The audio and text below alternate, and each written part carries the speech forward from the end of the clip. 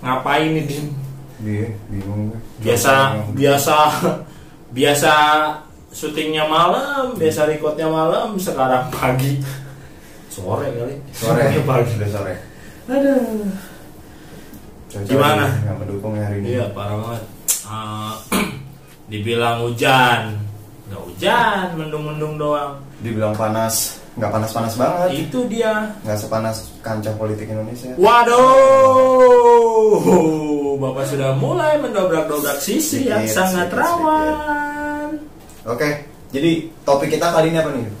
Sehubungan nih. Tadi malam kan ceritanya kan kita habis maraton drakor. Waduh. Maraton drakor teman-teman. Itu apa ya? Sebenarnya sih kalau gue pribadi gue ngedenger kalimat Korea. Awalnya tuh gue mikir, aduh cewek banget nih. Iya. Cewek banget. Mindset orang publik tuh selalu berpikiran bahwa Korea cewek, Korean drama cewek, Korean sekalian cowok pasti bencong. Sekalian cowok pasti agak-agak belok gitu. Iya. Ya begitu deh. Jadinya ngetril. Nah. Ya, tapi ada tapinya.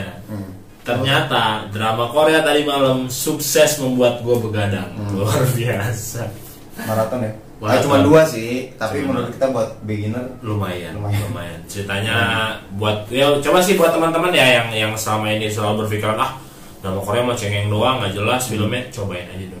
Sebenarnya bukan drama Korea sih, film Korea. Jadi film sekali habis. Kalau drama kan episode. Apa ya dia tuh kalau gue bilang tuh kalau Korea sendiri tuh apa ya? Lu tuh nggak bakal bisa nebak jalannya mau kemana. Ya, plot alur twist ceritanya susah, nggak bisa. Walaupun lu ahli film ya, nggak ahli film maksudnya lu sering nonton film dan biasa ngebaca cerita. Nih ya endingnya pasti gini nih. Ini drama kalau Korea sendiri ya untuk ya nggak dulu sih maksudnya awal-awal gue nikah sama bini gue juga nggak suka drama Korea, tapi semenjak corona ini kan WFH kan kegiatan di rumah, selain WFH udah selesai udah nggak ada kerjaan sama sekali, yaitu dimulai Love of Married World of the Married itu gila sih, dia gila bisa dari pagi sampai pagi lagi. Itu menurut gue dia bisa menarik atensi dari si penontonnya ya. Jadi lu bisa kebawa suasana, lu bisa maki-maki, lu bisa ada rasa anjing deh orang ini. Kebawa kesal. Iya. Gila pintar sutradaranya tuh pintar banget kayak gimana ya? Lu nggak hanya sekedar nonton, tapi lu kayak ikut dalam cerita tersebut. Iya. Kayak lu saksi mata gitu kan. Lu bisa kesal dan ada fakta menariknya nih sedikit. Gimana? Jadi salah satu pemerannya siapa tuh namanya pelakornya si Dakyung ya? Siapa? Gue nggak tahu, pokoknya cewek cantik lah. Pokoknya cewek cantiknya si pelakor ini akun Instagram diserang coy. Diserang sama netizen Indonesia yang budiman nih, yang gue gak tahu nih pemikirannya, lu kurang baca buku atau bagaimana? Itu kan cuma perwatakan doang. Bisa diserang loh, Instagram diserang pelakor. Ada skripnya gitu loh. Dia dituntut untuk melakukan istilahnya adegan tersebut, istilah sifat-sifatnya dia yang mungkin kesehariannya nggak kayak gitu. Iya, itu pendalaman karakter aja, berarti istilahnya dia sukses bawain karakter tersebut gitu loh. Betul. Ya kayak zaman dulu gimana sih, Tersanjung, sampai Cinta Fitri. Ya, sampai ada, kalau nggak salah dulu gue pernah baca juga tuh salah satu artis yang pemeran orang nyebelin di di sinetronnya tuh sampai diludahin anjir di mall. Iya, berarti kan istilahnya dia di salah satu sisinya dia positif ya kan? Positifnya dia berarti sukses membawa opini publik gitu loh. Sukses bikin lu kesel bahwa beneran ada orang yang kayak gitu, padahal kenyataannya tuh nggak kayak gitu. Orangnya baik sih. Iya, padahal mah ada, cuma di lingkungan lu aja kali. Jadi kesel. Kenapa Bapak tidak komen yang ada di lingkungan Bapak saja? Iya, lu kesel kenapa nggak benci sama tetangga lu gitu kan? Tolong dong teman-teman, gak usah komen gak jelas gitu loh. Hargain aja. Susah loh bikin film, bikin skrip tuh susah loh. Semalam suntuk lu mikir, lu ngarang, ini bakal nyambung. Iyalah, artisnya juga nggak nanggung latihannya. Total. Gitu loh. Walaupun nggak, ya kita nggak tahu dia sekolah drama atau sekolah aktor atau enggak, ya kita appreciate lah skillnya dia orang bisa ngegiring pola pikir kita tuh jadi seolah-olah jadi yang misalkan antagonis kita jadi ikutan kesel sama dia. Terus protagonis kita jadi ya ampun kasihan banget gitu kan. Mukanya malas banget kayak gembel parung. Wow, rumah saya. Terus gini, kemarin kan gue baca-baca juga kan, itu gue baca tentang K-pop. Ada salah satu artikel yang memuat katanya ya. Ini sorry teman-teman kalau teman-teman ada yang lebih tahu, tolong koreksi ya. BTS itu menyumbang 0,35% dari seluruh total defisit negara. That's right, betul men. Dan ini baru pertama kali sih di dunia di industri K-pop tuh, baru setahu gue, sebacanya gue sebagai orang yang mengamati dunia per K-popan dari 2010 tuh dominasinya udah gue baca artikel. Oh lu agak lebih expert nih di K-popan. Gue nggak lebih expert sih, cuman gue lebih suka baca ini. Kenapa sih? Kalau gue penasaran sih Yud sebenarnya. Dari situ gue penasaran kenapa ada sebuah industri musik yang baru selain Western ya. Itu dulu kita pernah diserang sama namanya EVSE. Oh iya, Taiwan. Mereka menyerang dengan drama, terus dipopulerkan sama lagu-lagunya. Tapi dia nggak ada Thai popnya. Thai pop nggak ya? Nggak ada. Kan kalau Jepang J-pop, mungkin dia bukan ke Thai pop sih, Thai look. Waduh, motor beat yang kasih keranjang marsupilam gitu. Nah itu. Jadi kalau misalnya salah satu fenomenanya itu, dia bisa menyumbangkan kenapa bisa sedemikian impactnya gitu segitu besar bahkan buat negara sendiri. Jadi padahal ya kita juga istilahnya menganggap apa sih K-pop gitu loh, duitnya ya nggak beda jauh lah sama artis. Tapi kan dia nggak tahu aslinya tuh istilahnya perkembangan K-pop yang besar dan pesat banget gitu akhir-akhir ini, mungkin 5 tahun terakhir ya, yang luar biasa nih sebenarnya. Udah lama. Cuman kan booming nama-namanya yang mendominasi kayak model-model, kalau untuk boybandnya kayak model Big Bang, ya kan. Terus BTS, Icon. Ya, gue sih nggak tahu, hanya sekedar dengar aja. Tapi sekilas-kilas gue ya kadang-kadang kalau lagi ada di radio, lagi ada teman-teman gue yang doyan K-pop nyetel, ya gue suka ini. Warna musiknya sih unik. Terus kalau untuk girl bandnya tuh kayak model-model yang sekarang booming banget kan, si Blackpink, Twice, dari zaman-zaman dulu kan ada 2NE1, ada si SNSD, ya kayak gitu. Maksud gua dia hanya sekedar, kalau kita berpikir sebagai orang awam ya, dia hanya sekedar sosok artis atau sosok musisi yang bekerja di bidangnya, tapi kok dengan kita tidak tahu gimana prosesnya, dia bisa menyumbang segitu besar. Oke lah, kita berbicara 0,35. 0,35 itu kan dari segi presentase kan kecil. Tapi ini kita garis bawahi total defisit devisa negara yang nggak sedikit, Dim. Mungkin triliunan. Iya, karena kan juga compare sama pendapatan devisa negara. Betul, dari pariwisata segala macam. Dan gue bilang ya itulah salah satu kenapa kita mau ngebahas perkembangan industri dunia musik entertainment K-pop. Kenapa mereka bisa pemasaran bisa secara global, pengaruhnya secara global, yaitu karena kita didasari dari tadi malam ya, topik sebentar iseng aja.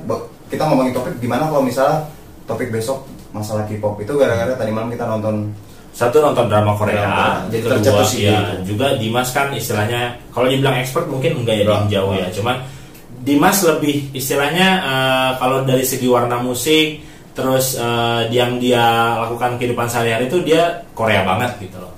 Dimas nih luar biasa. Korea banget, sayangnya muka nggak Korea. Mukanya Korea. Waduh.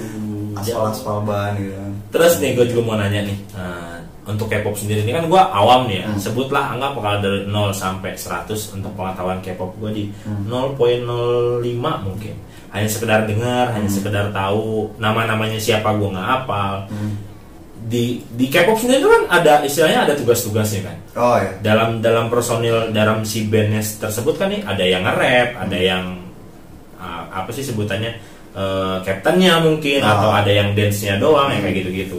Nah gue mau nanya nih, perkembangan industri musik yang pesat ini tuh gimana sih maksudnya?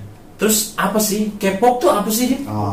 Jadi sebenarnya K-pop itu sebenarnya dari namanya sendiri Korean pop. Sebenarnya jauh dari sebelum K-pop beredar di kuping-kuping warga Indonesia tuh pasti kenal kayak J-pop, J-rock. Siapa sih yang membawa pengaruh dari mereka tuh dari anime, dari banyak poin-poin lain ya. Dan dari situ mungkin industri Korean pop itu sebenarnya dari awal 99 sampai 2000 itu sebenarnya udah ada boy band, girl band, tapi warnanya beda yuk.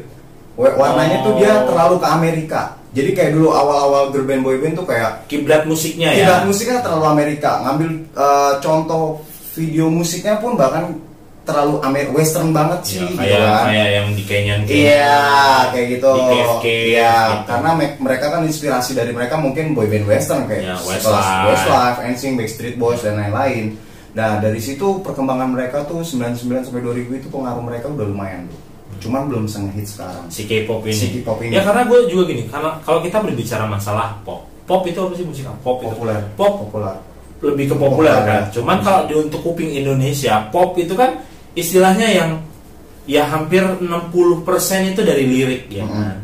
Musik plus lirik gitu loh, lirik yang nyentuh, mungkin relate sama kehidupan sehari-hari gitu. Yang musiknya, warna musiknya tuh beat, easy listen gitu loh, gampang diingat yang kayak gitu-gitu. Sedangkan kalau untuk K-pop sekarang gitu loh, di kuping gue ya, ini sesuai dengan kuping gue, malah gue lebih ngeliat banyak rapnya, hip hopnya, beatnya tuh lebih gimana sih, ada techno segala macam. Itu udah gitu loh. Konteks popnya malah hilang gue.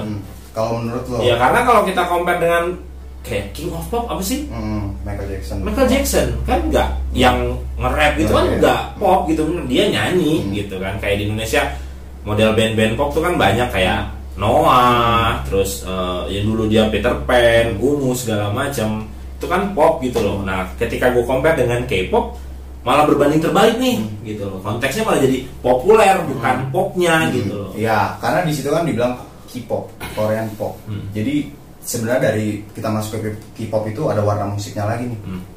R&B, hip hop, terus rap segala macam, lagu-lagu yang mellow, dibungkus dalam satu kemasan, iya kan, di dalam satu industri. Nah, industri ini bernama K-pop dengan sebutannya Hallyu Wave itu yang gimana cara mereka bisa mendominasi musik itu ya benar-benar dari semua lini mereka masuk ya, yang lagu-lagu sedih dia masuk, lagu-lagu ngebeat dia masuk, lagu ngerok dia masuk. Bahkan ada bandnya juga ada, mungkin kita jarang kedengeran kan. Kayak dulu band-band dulu tuh kayak ada CN Blue, terus Trax, terus ada lagi apalagi ya lupa gue. Lupa, pokoknya itulah yang sering terdengar. FT Island, sorry, itu juga band, cuman dia lebih karena waktu itu industri K-pop sedang maju ya, mereka udah orang memandang mereka sebagai bagian dari K-pop. Kalau kita berbicara masalah industri lagi nih, nah dari si bandnya sendiri dia kan ada payung nih. Nah gue ada kayak model sering dengar untuk beberapa teman-teman gue yang ngobrolin masalah SM Town, terus YB itu apa sih? Itu sebenarnya nama entertain di dunia K-pop ini sebenarnya dirajain sama 3 ya, ada dia tuh jadi kayak gimana sih, kayak production house gitu. Production house, dia mencari orang-orang yang berbakat, dia ambil dari umur yang masih umur 14-13 tahun. Masih muda ya. Mereka masih fresh, bisa dibentuk, masih bisa gampang diatur. Dan ambisinya masih tinggi. Dimasukin lah ke program mereka training. Sebagai training mereka dilatih setiap hari, dan latihan mereka itu nggak ringan, berat. Mereka sehari itu dibatasin cuma makan sampai 300 kalori demi untuk menjaga sehat sama bentuk badan looknya ya. Looknya, that's right. Abis itu mereka dilatih juga mulai dari talentanya misalnya mereka mau dibikin anggota.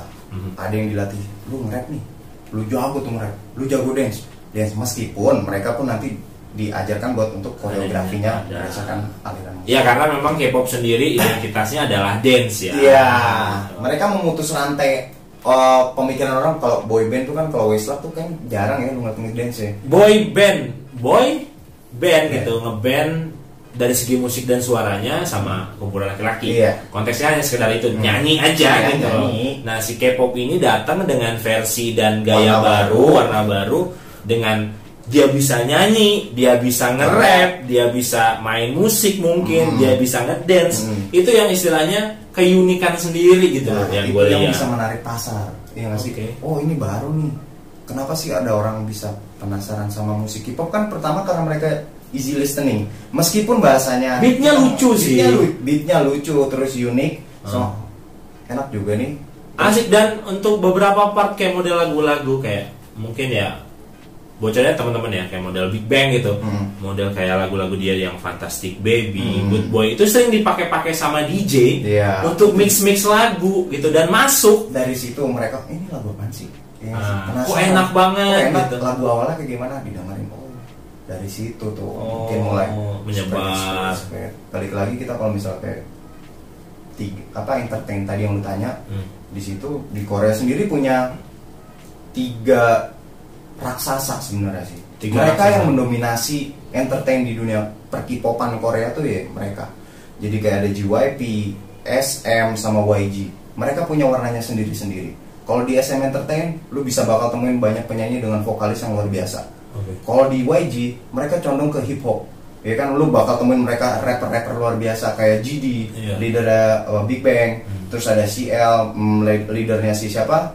21. Oh, iya leadernya 21. Terus di JYP, mereka cenderung lebih jago di dance-nya. Meskipun suara dan ininya nggak kalah bagus, tapi mereka punya senjata masing-masing. Itu warna dari segi skillnya mereka punya masing-masing yang lebih ditonjolin. Tapi itu sih penilaian dari publik ya, bahwa JYP sendiri pun pendirinya juga seorang dancer dan pengatur pelatih koreografer gitu. Oke. Seru-seru ya kalau untuk dengerin K-pop sendiri sih. Ya soalnya gitu loh, di kayak model awalnya, karena image K-pop di kuping gue tuh lagu-lagu cengeng. Karena rata-rata lagu-lagu K-pop itu kan dulu rilis pertama itu kan jadi soundtrack drakor. Gue istilahnya gue nih inside gue tuh metal banget. Tapi gue tidak nge-ignore kalau ada warna baru yang masuk ke kuping gue gitu loh. Dan menurut gue untuk K-pop kesini-sininya mungkin di kuping semua orang, meskipun di mulut mereka apa sih, tapi mereka ngerasain gitu loh, nikmatnya gitu loh, walaupun belum sesuka itu gitu loh, bisa lebih familiar. Betul. Terus juga dari segi video klipnya juga kan keren-keren, ada yang pakai zombie apa soal video klip kita bicara balik lagi tahun 99 sama 2000. Kalau di sana girl band sama boy bandnya kayak macam Hot, terus SIS, terus lupa lagi gue, Hot sama GOD kalau nggak salah, itu boy band girl band awal-awal kan ke barat-baratan kayak tadi gue bilang. Kalau di sini yang baru nih, mereka punya video klip tuh temanya benar-benar beda. Jadi kayak studio, terus warna-warna glowing, pergantian antara studio 1 dengan studio 2, lebih condong berwarna. Transisinya tuh lebih berwarna. Itu lah juga luar biasa sih. Itu editannya udah bukan juara. Udah ngasih warna baru sih. Terus gue mau nanya lagi nih, Din. Gue kan orang awam ya, gue bakal hari ini full gue interview. Terus gue akan nanya nih, siapa? Apa sih siapa nih, gue pengen tanya. Siapa yang sangat berperan dalam perkembangan industri musik K-pop? Kalau dari siapa? Pemerintah jelas jelas ngasih andil.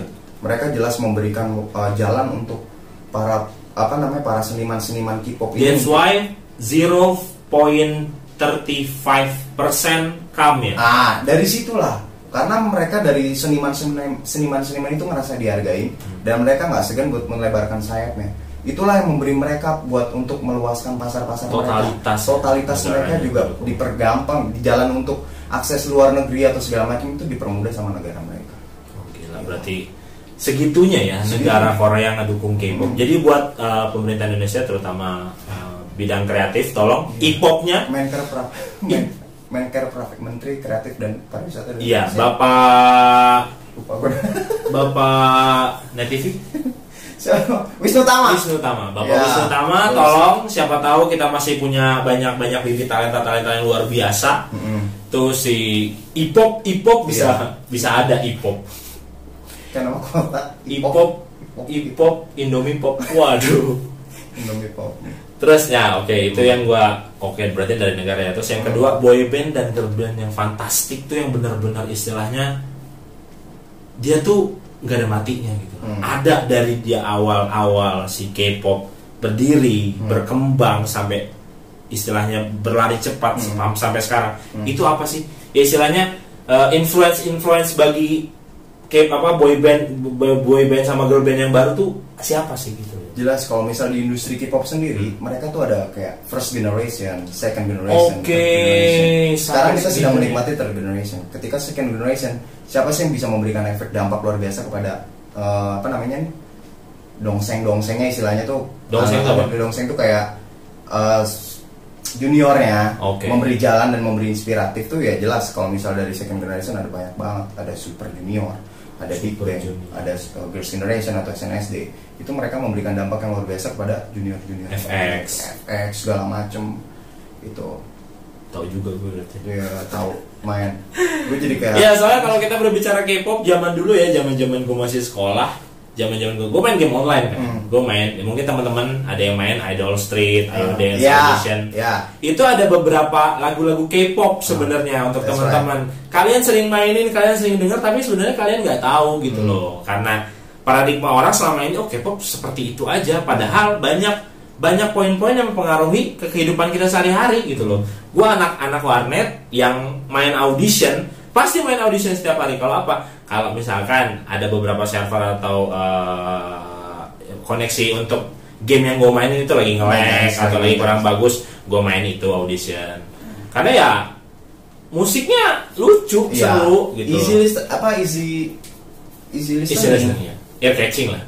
Ear catching. Terus kalau gue nanya, kalau kita berbicara masalah idola, berarti kan maksudnya, kalau udah ngomong masalah idola, berarti ada fans dong, ada fanbase. Itu gimana menurut lo kalau masalah? Fanbase-nya ini benar-benar luar biasa coy.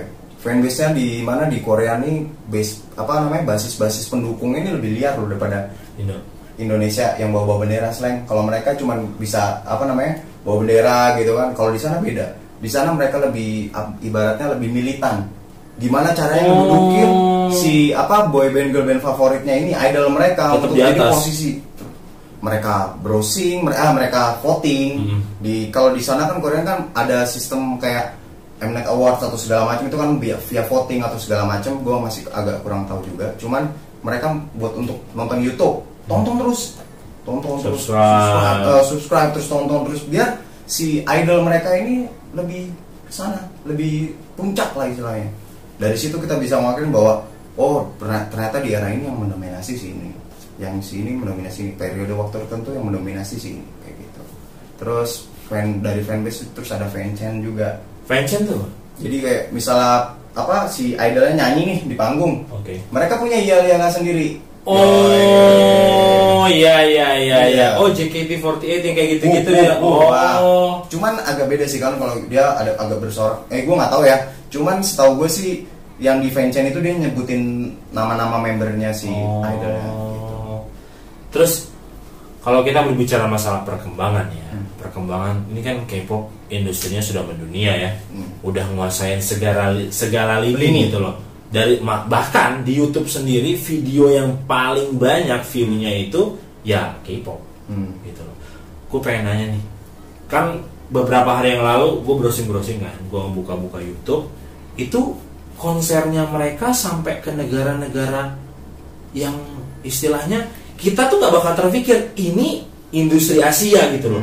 Kok bisa nyampe Europe, nyampe US gitu loh. Maksud gue keren gitu. Sebenarnya ini gue koreksi sedikit. Kalau untuk terbanyak mungkin masih kalah dibandingkan musik western. Cuma tercepat. Iya, progresnya ya. Sorry. Kalau misalnya terbanyak masih banyak loh. Kayak misal Maroon 5 baru dia upload lagu masih kalah jumlahnya. Cuman kalau untuk tercepat video K-pop itu benar-benar kayak kemarin Blackpink ya, How You Like That. Gila sih, 3 jam yang berapa juta, 1 hari udah berapa juta. Bener-bener militan, itu yang gue bilang tadi, fanbase-nya tuh bener-bener militan. Mereka udah punya niat nih buat ngelambungin segala macem kayak gitu. Gila berarti ya, kayak BTS konser di mana udah kemana-mana gitu loh. Blackpink dia diundang, bisa istilahnya juga dia kolaborasi sama siapa, sampai kemarin kan Lady Gaga ya, luar biasa gitu loh. Istilahnya nggak terfikir gitu loh. Kalau dari kita sendiri, kalau gue berpikir kan, ya orang Europe rata-rata collab sama orang Europe gitu loh, artis US sama artis US. Ini jauh.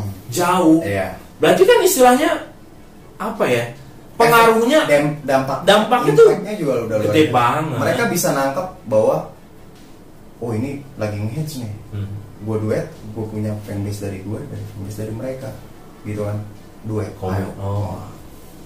Pemasaran, marketing segala macem udah luar biasa. Terus kalau kita udah berbicara perkembangan wilayah ya, terus kalau gue tanya nih, dari kapan K-pop tuh dari kapan sih, Dim? Gitu maksud gue, oke lah kita sadar K-pop itu udah lama, tapi meledaknya, jalurnya kemana, gimananya, siapa-siapanya itu kan kita nggak tahu kapan gitu loh. Pencetusnya itu kapan? Tercetusnya bener-bener meledaknya K-pop itu kapan? Jadi kalau misalnya balik lagi ke tadi 99 2000 itu awal terbentuk, tapi belum punya pasar mereka cuma di negara mereka. Begitu awal dari situ tuh mereka udah masuk ke drama mereka kan mulai disukain tuh, dan itu pemerintah mulai dari industri musik mereka udah mulai mengamati bahwa pemasaran dari drama Korea ini di seluruh dunia tuh udah lumayan nih. Gimana caranya dia tinggal nge-push musik mereka tuh biar agak diterima. Mulailah tahun 2010, periode 2009 anak-anak training musik yang dari tahun kecil-kecil itu udah mulai siap debut tahun 2010-an udah siap 2010. Iya benar 2010 2009 udah siap tempur. Ayo, bang, kita bikin Super Junior keluar. TVXQ keluar. Dari YG 21 keluar, Big Bang keluar. Pentolan mereka G-Dragon yang dilatih dari itu kalau nggak salah G-Dragon itu trainee terlama, salah satu trainee terlama di trainee hampir 11 atau 14 tahun, belasan tahun deh.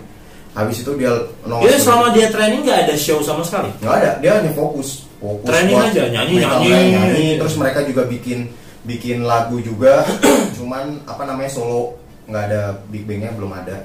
Udah gitu mereka siap udah untuk roket baru.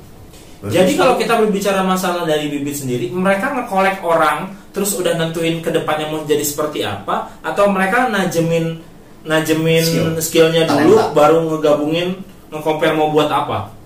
Sebenarnya kalau misalnya kayak gitu, mereka lebih condong ke kombinasi sih.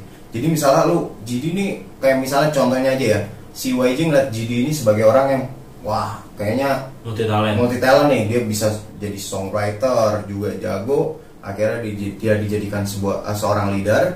Dia terbentuk dari situ, main karakternya ke rapper. Tinggal nyari sisanya.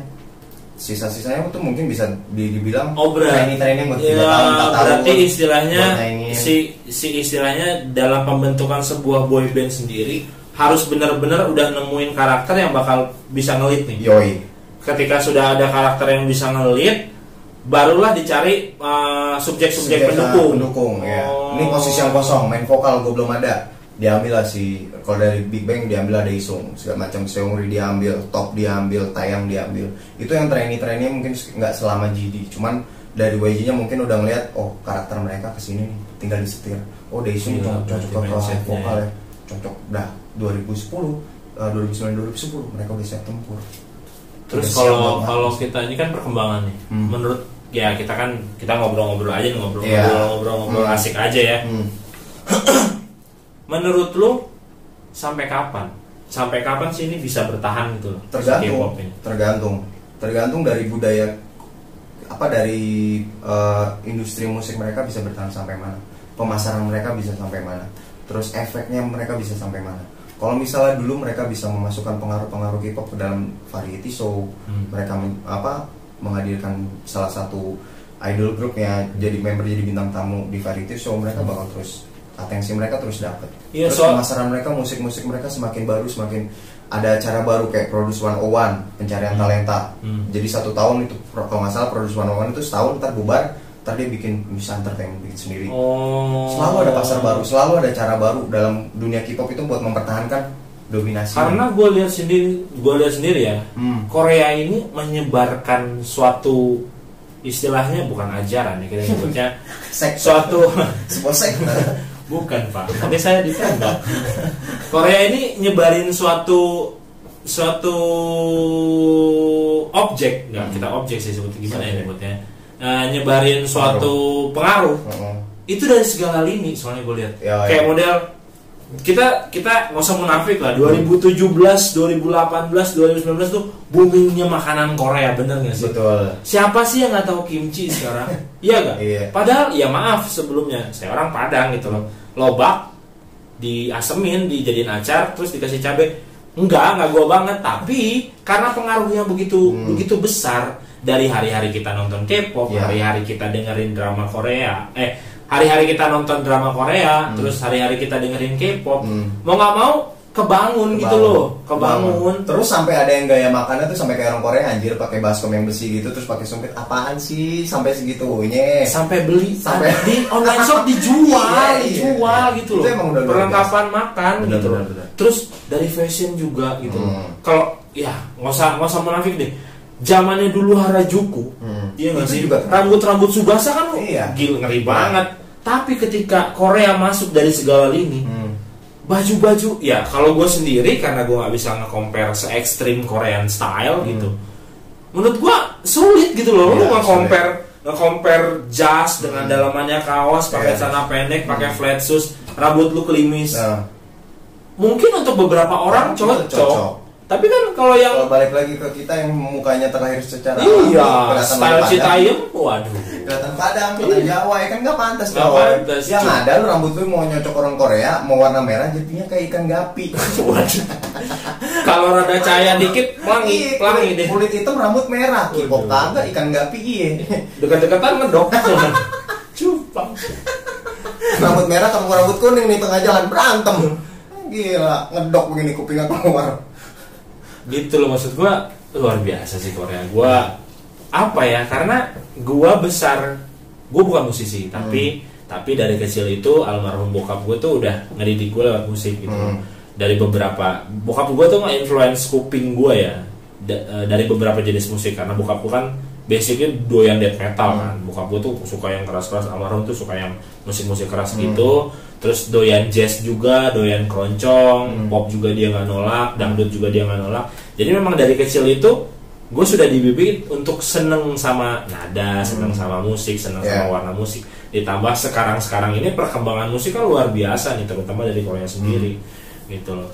Karena gue ngedenger ya lewat drama Korea sih. Kalau lu nggak ngelihat drama Koreanya, ketika lu denger dengar musik Korea yang agak sedih, lu gak bakal ke bawah sedih gitu. Kayak sepaket gitu. Mereka ada ininya, ada strategi kayak gitu. Jadi gue bikin drama, lagunya gue ambil dari lu, kita pasarin. Orang tertarik sama drama, orang tertarik sama K-pop juga. Iya, dari drakor itu udah empat poin nih. Dia dengerin musiknya, dia tonton filmnya, dia ikutin gaya bajunya, dia makan makanannya. Wow. Genius bro. Bro. Itulah yang bisa menghasilkan salah satunya ya boyband yang luar biasa ya, kayak BTS tadi bisa ngasilin 0,35% ya devisanya buat negara. Dan gue baca itu sekitar 3 triliun ya, 30 triliun. 35 triliun negara. Mungkin kalau di Indonesia nggak bisa kali ya, soalnya kan di 35 triliun bakso aci 4 komplek. Bernama bakso aci. Komplek Agung Sedayu. Gila, yang bawa acara Feni Ros. Wah. Jangan kebanyakan nyebut nama orang, Pak. Bahaya. Saya tidak mau. Iya. Terus untuk ini yang terakhir nih, gue nggak mau panjang-panjang deh.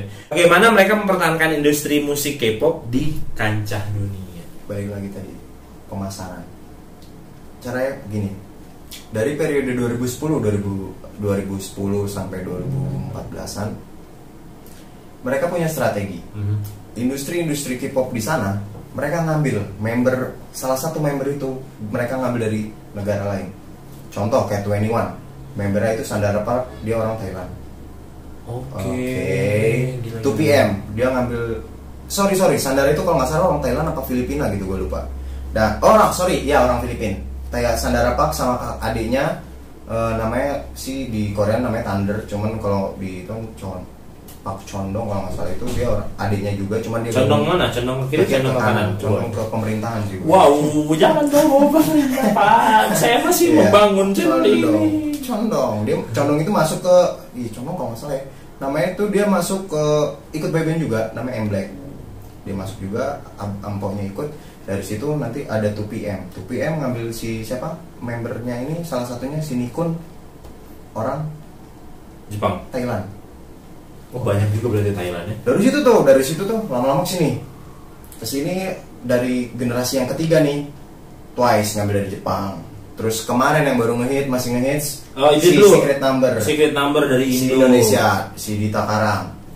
Mereka punya strategi, mereka nggak asal ambil dari sana, ambil dari sini, enggak. Tadi dari second generation gue lupa, ada FX, dia ngambil dari Cina, si Victoria.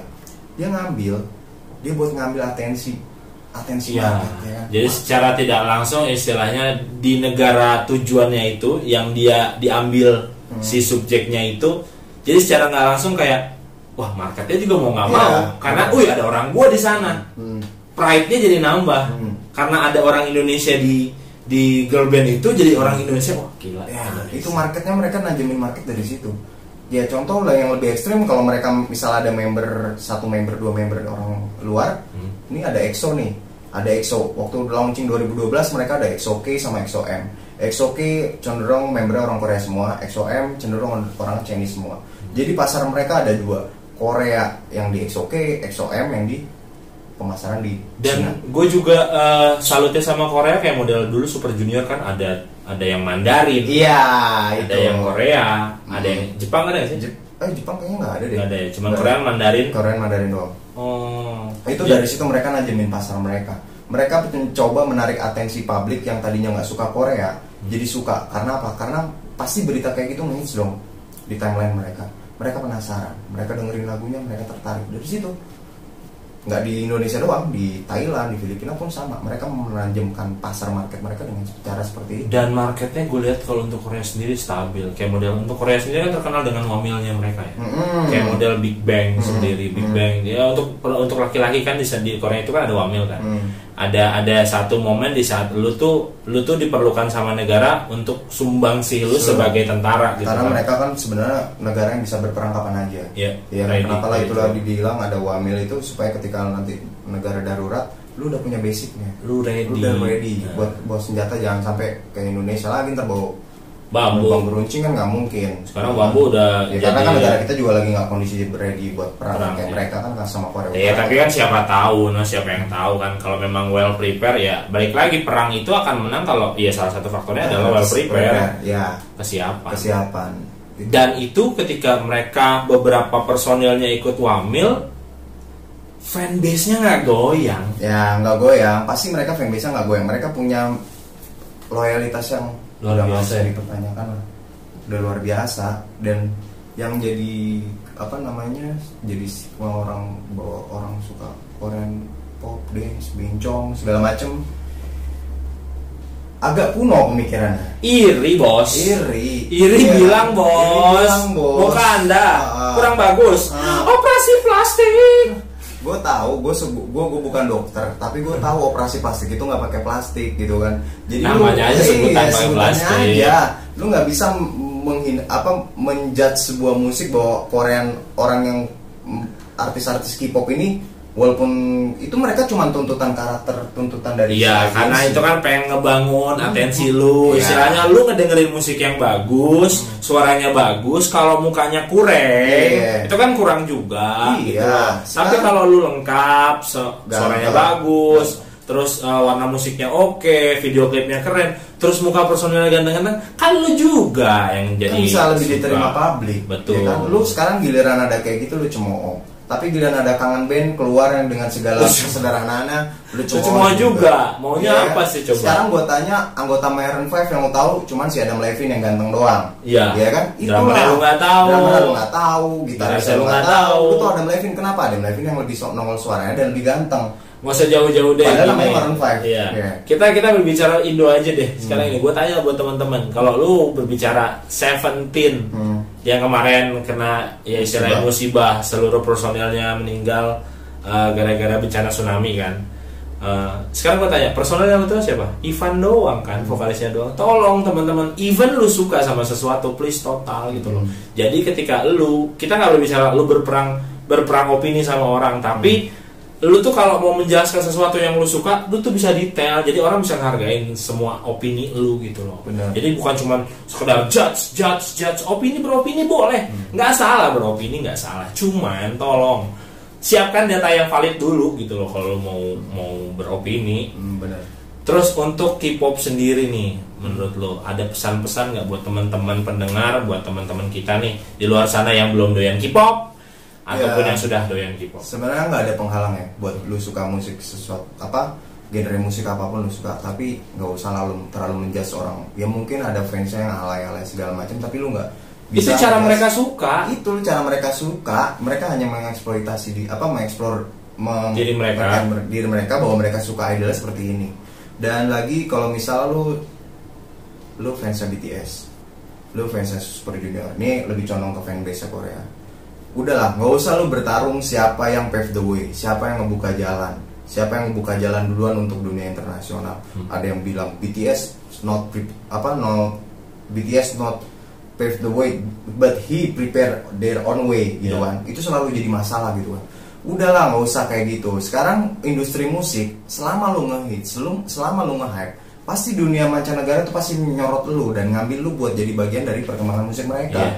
Gitu kan, nggak usah kayak bocah gitu kan, bocah baru kemarin sore lu masih aja ribut siapa yang buka jalan buat dunia internasional. Suju, Big Bang, 21, Girls' Generation yang buka jalan duluan ke dunia. Kita buka jalan dengan SM Tour, SM World Tour segala macem. Ya nggak bisa.